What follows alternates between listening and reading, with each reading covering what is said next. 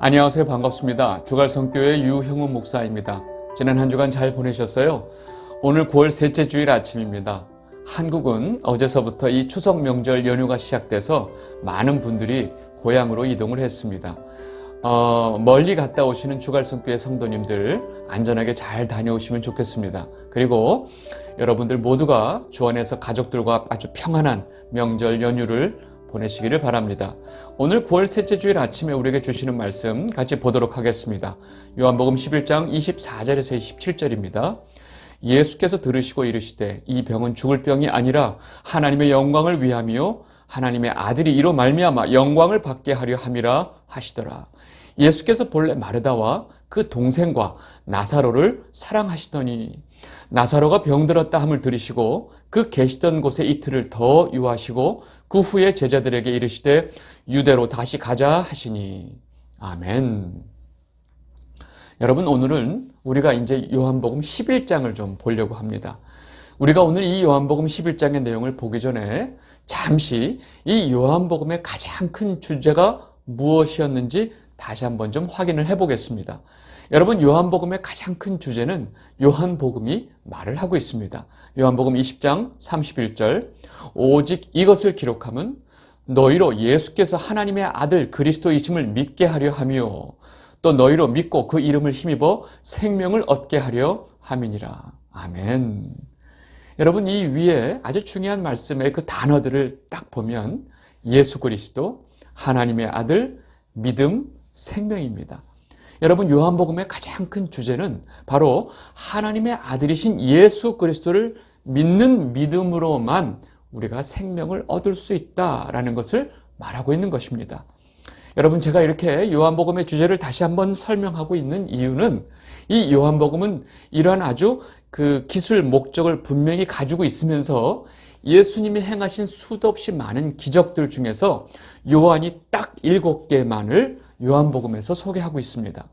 여러분, 그 7개의 기적을 쭉 보면 바로 이 요한복음의 그 주제와 일치를 하고 있다는 것입니다. 여러분, 그 7개의 기적 다 기억나시나요? 한번 정리해 볼까요? 첫 번째는 가나 혼인잔치에서 물로 포도주를 만드시는 사건이었고, 두 번째는 그 왕의 신하의 아들이 아프니까 예수님께서 가시지 않고 멀리서 그냥 말로 그 아들을 고쳐주시는 기적이었죠. 세 번째는 그 베데스다 연못에서 38년 된 병자를 고쳐주시는 표적이었고, 네 번째는 오병이어의 표적, 또 다섯 번째는 물 위를 걸으시는 표적이었습니다. 그리고 우리가 지난주까지 봤던 그 날때부터 소경된 자를 고쳐주시는 이 표적이 여섯 번째였고, 마지막으로 죽은 나사로를 살리는 표적이 바로 일곱 번째 마지막 표적입니다. 여러분, 이 표적 내용을 잘 보면 처음의 시작은 가나 혼인잔치에서 물을 포도주로 바꿔주시는 표적으로 시작해서 마지막 죽은 나사로를 살리시는 표적으로 끝이 납니다. 여러분, 이 표적들의 내용이 이 흘러가고 있는 내용의 흐름을 잘 보실 수 있을 것입니다. 여러분, 첫 번째 벌써 예수 그리스도의 보혈의 피를 상징하는 이 포도주 이야기가 나오고, 그 다음에 이어지는 예수님의 표적을 보면 이 죽음의 증상이죠. 인간들이 가지고 있는 이 병, 어찌할 수 없는 이 육신의 병들로 괴로워하고 있는 그 영혼들을 그 죽음의 고통으로부터 해방시켜 주시는 표적이고, 그리고 완전히 자연의 법칙을 거스르는, 즉 창조주 하나님만이 하실 수 있는 표적들이 그 가운데 나열되고 있습니다. 그리고 마지막 표적은 완전히 죽은 지 사흘이 지난 이 나사로를 다시 살리시는 표적입니다. 여러분, 결국 이 7개의 표적이 설명하는 내용을 쭉 연결을 해보면 결국 예수 그리스도의 보혈로 죄와 허물로 죽어 있었던 이 죄인들을 살려내시는 이 구원을 설명하고 있다는 것입니다. 그리고 이 7이라고 하는 숫자는 잘 아시듯이 하나님의 창조의 숫자죠. 그리고 완전수입니다. 여러분, 예수님의 사역이 이렇게 하나님의 창조의 숫자인 7로 표현하고 있는 것은 예수님의 사역 역시 하나님께서 하시는 또 다른 하나의 창조의 사역이다라는 것을 설명하고 있는 것입니다. 여러분, 이런 이 요한복음의 흐름을 우리가 이해하고 오늘 요한복음 11장을 좀 보도록 할 텐데, 바로 오늘 11장에 그 죽은 나사로의 그 사건이 나옵니다. 여러분, 요한은 이 죽은 나사로를 살리시는 이 표적을 통해서 예수 그리스도가 하나님의 아들이시고 하나님 아버지가 보내신 메시아이심을 아주 분명하게 선포하면서 완전히 못을 받고 있는 것입니다. 그리고 이 예수 그리스도의 사역의 정점은 바로 죄와 허물로 죽은 우리 죄인들을 다시 살리시는 것이다 라는 것을 이 마지막 표정을 통해서 말씀하고 있습니다. 여러분, 에베소서 2장 1절을 보겠습니다. 그는 허물과 죄로 죽었던 너희를 살리셨도다. 여러분, 이 말씀 너무 잘 기억나시죠? 예수 그리스도는 이미 죄와 허물로 죽어 있었던 우리를 다시 살려주셨습니다. 여러분, 이 11장의 내용을 전체적으로 보면 이 죽은 나사로를 살리는 이 사건을 통해서 다시금 또 예수님을 믿는 사람들이 많이 생겨나게 됩니다. 그런데 놀라운 사실은 이 사건을 계기로 이 바리새인들은 아주 본격적으로 예수를 죽이기로 작정한다는 것입니다. 요한복음 11장 53절. 이 날부터는 그들이 예수를 죽이려고 모의하니라. 여러분, 이 예수님의 이 사역의 흐름이 어디로 가고 있는지 아시겠죠? 그리고 요한복음 11장에는요, 예수님께서 눈물을 흘리시는 장면이 나옵니다. 다른 데는 안 나오는 내용인데, 여러분, 이 땅에 참빛으로 오신 예수님께서 이 땅의 죄인들이 괴로워하고 있는 그 죽음의 증상들, 그리고 이 죽음에 대한 그 두려움으로 인해서 괴로워하고 있고, 그 죽음 그 자체에 대해서 신음하고 괴로워하고 있는 이 죄인들의 모습을 보고 너무나 안타까워서 눈물을 흘리시는 장면이 나옵니다. 여러분, 우리는 이제 이 11장 내용을 통해서 정말로 예수 그리스도가 누구신지, 이 땅에 왜 오셨는지를 다시 한번 그 이유를 분명하게 깨닫게 될 것입니다. 자, 우리 이제 11장 본문 내용을 보도록 하겠습니다. 요한복음 11장 1절에서 2절입니다. 어떤 병자가 있으니 이는 마리아와 그 자매 마르다의 마을 베다니에 사는 나사로라. 이 마리아는 향유를 주께 붓고 머리털로 주의 발을 닦던 자요, 병든 나사로는 그의 오라버니더라. 여러분, 지금 11장 처음에는 이 베단이라고 하는 마을에 살고 있는 세 남매에 대한 이야기가 나옵니다. 마르다와 마리아, 자매죠. 그리고 이 마리아의 오빠인 병든 자, 나사로가 나옵니다. 여러분, 이들이 살고 있는 이 베다니라는 이 마을은 그 마을 이름 자체가 가난한 집이란 뜻이 벳안이거든요. 그래서 이 마을의 이름처럼 이 마을은 가난한 사람들이 사는 마을이었어요. 이 베단이라고 하는 이 가난한 사람들이 사는 마을은 어떻게 보면 이 유대 사회에서 가장 소외된 마을이기도 했습니다. 그러나 예수님은 이 베다니에 살고 있는 이 세 남매와 너무 가까웠어요. 그리고 이 집에 예수님께서 자주 머무셨어요. 여러분, 그렇게 베다니에 살고 있는 이 병든 나사로가 굉장히 위급한 상황이 되었고, 누구보다도 마음이 급했던 이 마르다와 마리아는 예수님에게 이 소식을 급하게 전합니다. 요한복음 11장 3절. 이에 그 누이들이 예수께 사람을 보내어 이르되 주여 보시옵소서, 사랑하시는 자가 병들었나이다 하니. 여러분, 이렇게 예수님께서 잘 알고 예수님이 사랑하는 나사로가 그 병이 심각하다는 소식을 예수님이 받게 된 거죠. 여러분, 예수님은 이 소식을 받기 전에 사실은 나사로가 이렇게 아플 것이라는 것을 알고 계셨겠죠. 그런데 이 소식을 듣고 예수님께서 다음과 같이 말씀하십니다. 요한복음 11장 4절. 예수께서 들으시고 이르시되 이 병은 죽을 병이 아니라 하나님의 영광을 위함이요 하나님의 아들이 이로 말미암아 영광을 받게 하려 함이라 하시더라. 여러분, 지금 자기가 사랑하는 그 나사로가 죽어가고 있다는 소식을 들은 예수님께서는 그가 죽을 병이 걸린 것이 아니고 하나님의 영광을 위한 것이다 라고 지금 말씀하고 계세요. 그리고 하나님의 아들 예수님이죠. 예수님이 이 나사로의 죽을 병으로 인해서 영광을 받게 된다라고 지금 말씀하고 계신 거예요. 여러분, 지금 예수님이 하시는 말씀에 대해서 어떤 생각이 드세요? 여러분, 혹시 여러분이 병들어서 지금 죽어가고 있거나 여러분의 자녀가 지금 심각하게 지금 죽어가고 있는 상황인데 그 옆에 계신 예수님께서 이 말씀을 하신다면 여러분은 어떤 생각이 들까요? 여러분이 이 예수님의 말씀에 아멘 할 수 있을까요? 여러분, 아마도 여러분 중에 어떤 분은 이렇게 말을 할 수도 있습니다.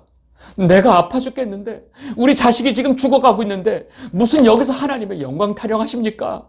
빨리 우리 아이를 고쳐주십시오. 빨리 저를 살려주십시오. 라고 말하지 않을까요? 어쩌면 그게 우리의 현실적인 고백일지도 모르겠습니다. 이 영상을 보고 계신 주갈성 성도 여러분, 우리는요, 너무나 중요한 사실을 놓치고 있습니다. 우리의 존재 자체가 하나님의 영광을 위해 존재한다는 사실을 잊고 계시지는 않으신가요? 여러분, 우리는 하나님의 영광을 위해서 존재하는 자들입니다. 우리가 사는 것도 죽는 것도 심지어 먹는 것도 다 하나님의 영광을 위한 것이라는 사실을 여러분 혹시 잊고 계신 것은 아닌가요? 고린도전서 10장 31절입니다. 그런즉 너희가 먹든지 마시든지 무엇을 하든지 다 하나님의 영광을 위하여 하라. 아멘. 여러분, 우리의 삶 자체가 하나님의 영광을 위한 것이라면 우리의 죽음 역시 하나님의 영광을 위한 것이라는 이 예수님의 말씀이 거북하게 들리지 않을 것입니다. 그런데 왜 우리는 이 예수님의 말씀이 거북하게 들릴까요? 여러분, 하나님보다 내가 더 중요하고 하나님보다 내 자식이 더 중요한 것으로 착각하고 사는 자들은 이 말씀이 불편하고 거북할 수밖에 없다는 사실입니다. 여러분, 우리의 죽음이 하나님의 영광을 위한 것이라면 사실 이보다 더 자연스러운 것은 없다는 것입니다. 여러분, 웨스트민스터 소요리 문답의 제 첫 번째 질문이 뭔지 기억나시죠? 사람의 제일 되는 목적이 무엇인가? 사람의 제일 되는 목적은 하나님을 영화롭게 하는 것과 영원토록 그를 즐거워하는 것이다. 아멘. 여러분, 하나님의 백성들은 이 위의 사실을 분명히 알고 고백하는 자들입니다. 그리고 우리가 하나님께로부터 왔고 또 하나님께로 돌아가는 자들인 것을 깨닫고 우리 삶의 모든 영광이 하나님께 있음을 고백하고 그 하나님의 영광을 찬양하는 자들이 바로 하나님의 백성이고 성도라는 사실입니다. 로마서 11장 36절. 이는 만물이 주에게서 나오고 주로 말미암고 주에게로 돌아감이라. 그에게 영광이 세세히 있을지어다. 아멘. 여러분, 이 말씀에 여러분 모두가 아멘으로 화답하게 되시기를 바랍니다. 여러분, 예수님께서 사랑하는 나사로가 병들어 죽어가는 소식을 듣고 하신 말씀을 우리는 분명하게 성도의 내 삶에도 적용된다는 사실을 우리는 분명히 알아야 합니다. 그리고 이어서 예수님께서 하시는 행동은 사실 우리가 더더욱 이해하기가 어렵습니다. 요한복음 11장 5절에서 7절입니다.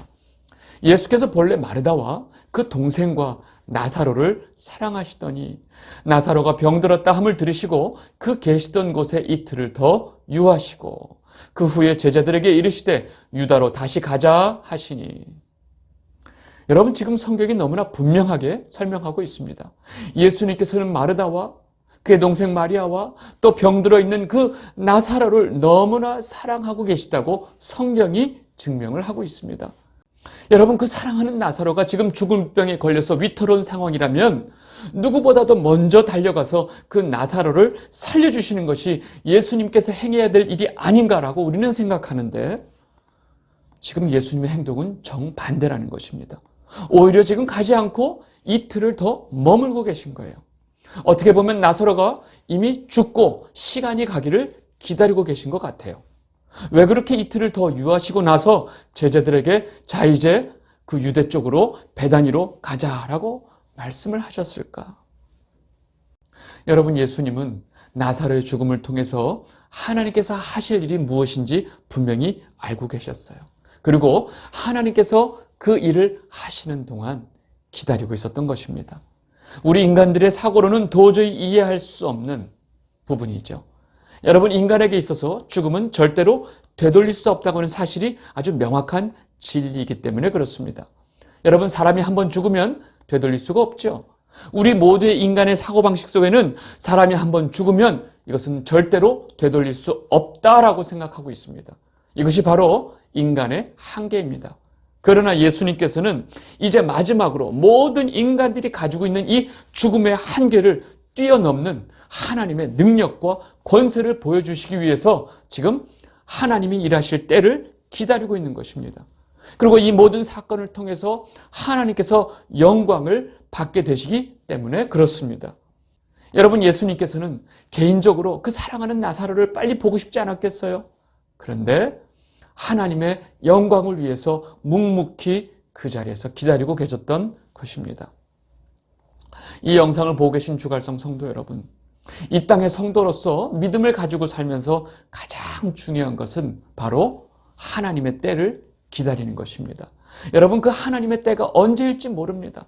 우리는 믿음을 가지고 기다릴 수밖에 없어요.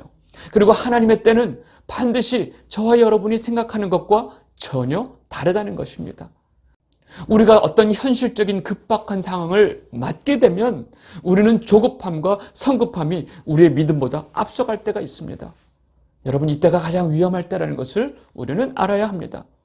성도는 내 계획, 내 상황, 내 비전, 내 목적을 가지고 사는 자들이 아니라는 것입니다. 하나님의 계획과 하나님의 때를 믿음으로 바라보며 사는 자들이 바로 성도인 것입니다. 여러분, 믿음 없이 이것이 가능할까요? 절대로 불가능합니다. 이 영상을 보고 계신 주갈성 성도 여러분 모두에게 그 하나님의 때를 기다릴 수 있는 믿음이 있게 되시기를 진심으로 바랍니다. 하나님의 때를 바라볼 수 있고 기다릴 수 있는 그 믿음의 눈이 있게 되기를 바랍니다. 이것이 바로 성도이고 예수님에게 생명을 얻은 교회이기 때문에 그렇습니다. 예수님께서는 제자들에게 뭐라고 말씀하시느냐? 내가 지금 잠자고 있는 나사로를 깨우러 가야 한다라고 말씀하세요. 요한복음 11장 11절에서 13절입니다. 이 말씀을 하신 후에 또 이르시되 우리 친구 나사로가 잠들었도다. 그러나 내가 깨우러 가노라. 제자들이 이르되 주여 잠들었으면 낫겠나이다 하더라. 예수는 그의 죽음을 가리켜 말씀하신 것이나 그들은 잠들어 쉬는 것을 가리켜 말씀하신 줄 생각하는지라. 여러분, 예수님께서는 이미 나사로가 죽은 것을 알고 계셨어요. 그리고 이틀을 더 유하신 이유도 나사로가 죽고 나서 시간이 흐르기를 기다리신 것입니다. 그런데 제자들에게 지금 나사로가 잠들었다. 내가 그를 깨우러 가노라 라고 말씀하신 거예요. 그런데 제자들이 진짜 나사로가 자는 줄 알아요. 그러니까 예수님께서 다시 한번 분명하게 말씀해 주십니다. 요한복음 11장 14절. 이에 예수께서 밝히 이르시되 나사로가 죽었느니라. 여러분, 성경을 많이 보시는 분들은 가끔 보실 겁니다. 성경은 죽는 것과 자는 것을 같이 표현합니다. 때로는 죽는 것을 잔다고 표현할 때도 있습니다. 왜 성경은 죽은 상태를 잔다고 표현할까요? 여러분, 우리가 자는 것은 금방 깨죠. 그 다음날 아침에 깨죠. 근데 죽으면 안 깨죠. 이 차이가 있어요. 그런데 시간의 문제지 우리가 알고 있는 죽음 역시도 때가 되면 깨어난다는 것입니다. 여러분, 그것을 성경은 부활이라고 말합니다. 성경에서 사람이 죽는 것을 자는 것이라고 표현하는 이유가 바로 여기에 있습니다. 여러분, 역사 이래로 이 땅에 태어난 모든 사람들은 다 죽었거나 또 앞으로 죽게 됩니다. 그러나 그 죽은 모든 사람들이 다 때가 되면 다시 깨어나게 된다는 것입니다. 성경은 그것을 부활이라고 말합니다. 그런데 그 부활이 다 같은 부활이 아닙니다. 요한복음 5장 29절에서 30절. 선한 일을 행한 자는 생명의 부활로, 악한 일을 행한 자는 심판의 부활로 나오리라. 내가 아무것도 스스로 할 수 없노라. 듣는 대로 심판하노니 나는 나의 뜻대로 하려 하지 않고 나를 보내신 이의 뜻대로 하려 함으로 내 심판은 의로우니라. 여러분, 이 말씀 잘 아시죠? 모든 사람이 다 주의 음성을 듣고 죽은 모든 사람들이 그 죽음에서 부활하지만 그 살아난 사람들을 심판주이신 예수님께서 심판을 통해서 그 부활이 생명의 부활이 될 수도 있고 심판의 부활이 될 수 있다는 사실입니다. 그때 모든 부활한 사람을 심판하시는 분이 바로 우리가 믿고 따르는 우리의 선한 목자이신 예수 그리스도라는 사실을 여러분들은 분명히 기억하셔야 합니다. 디모데후서 4장 1절. 하나님 앞과 살아있는 자와 죽은 자를 심판하실 그리스도 예수 앞에서 그가 나타나실 것과 그의 나라를 두고 엄히 명하노니. 여러분, 바울은 이 예수 그리스도가 나중에 심판주로 오시는 것을 명확하게 알고 이렇게 편지에 썼습니다. 여러분, 나중에 모든 사람들을 다 살려내고 이들을 심판하시게 될 그 심판주이신 예수 그리스도께서 지금 이미 죽어있는 나사로를 향해서 가고 있는 것입니다. 그리고 제자들에게 다음과 같이 말씀하고 계신 거예요. 요한복음 11장 15절. 내가 거기 있지 아니한 것을 너희를 위하여 기뻐하노니 이는 너희로 믿게 하려 함이라. 그러나 그에게로 가자 하시니. 여러분, 이 말씀이 무슨 뜻이에요? 내가 만약에 나사로 옆에 있었다면 나는 그 내 사랑하는 나사로가 죽게 놔두지 않았을 것이다. 그러나 내가 지금 그곳에 있지 아니함으로 인해서 그는 지금 죽었다. 그리고 앞으로 너희가 하나님께서 그를 통해서 행하실 일을 너희가 보게 될 것이고 그를 통해서 너희들이 다시 믿게 될 것이기 때문에 나는 내가 여기 있었던 것을 기뻐한다 라고 지금 말씀하고 계신 거예요. 여러분, 이러한 예수님의 태도와 말씀은 정말로 예수님께서 누구신지 그리고 왜 이 땅에 오셨는지를 너무나 분명하게 우리에게 말씀해주고 있다는 사실입니다. 여러분, 그렇기 때문에 예수님의 말씀과 행동을 오로지 죽음을 두려워하는 인간의 그 사고 틀로 이해하려고 한다면 절대로 이해할 수 없다는 사실입니다. 이 영상을 보고 계신 주갈성 성도 여러분, 우리 같은 쇳덩어리 인간들은 죽었다 깨나도 하나님을 이해할 수가 없습니다. 여러분, 우리가 너무나 쉽게 우리의 생각과 우리의 사고방식으로 예수님의 말씀과 행동을 함부로 판단하지 않게 되시기를 바랍니다. 우리는 믿음으로 하나님의 때를 기다리는 성도입니다. 여러분, 그 하나님의 때는 항상 우리의 기대와 다릅니다. 여러분, 그 이유는 하나님께서도 우리가 완전히 하나님 안에 내 옛 사람이 죽을 때까지, 우리가 완전히 하나님 앞에 순종할 때까지 기다리시기 때문에 그렇습니다. 여러분 모두가 하나님의 때를 믿음으로 기다리시는 여러분이 되시기를 진심으로 바랍니다. 오늘은 여기까지 하도록 하겠습니다. 감사합니다.